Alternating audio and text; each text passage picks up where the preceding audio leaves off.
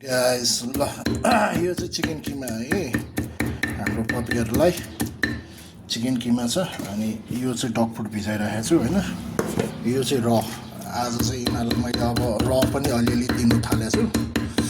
यसमा चिकन किमा र यो तपाईको कलेजो छ है मिक्स यो चट्टार यो दुईटा यो चाहिँ ठुलोलाई हैन कि पपिहरुलाई जुन युरोपियन डोबरमेनको पपिहरुलाई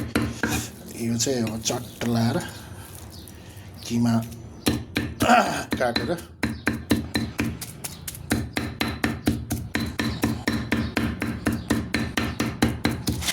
अब किमा काट्दै हैन अब यो चट्ट लाएर यो चाहिँ तिनटा बच्चाहरुको लागि हो धेरै चाहिँ हैन अब तिनटा बच्चाहरुको लागि अनि अलिकति यसमा भिटामिन पनि राख्नु क्याल्सियम है अस्टोपेट यो पनि हल्का हालेर मिक्स गरेर अब दिने हो यिनीहरूलाई हतार भइसक्यो यहाँ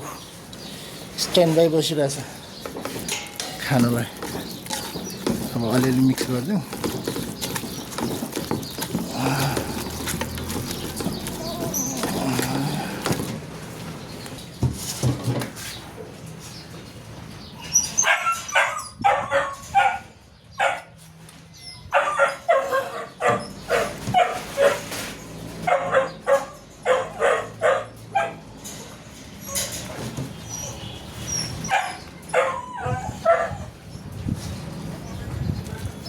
मस्त खाना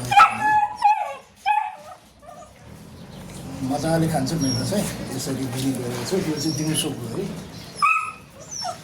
मजाले अब टर्न बाई टर्न फेरि यिनीहरूको फेरि लो गरेर खान्छ लगेर मैले चाहिँ यसरी दिइराखेको छु हस्त गाई चाहिँ अहिलेको लागि छुट्यो सबैजना बाई बाई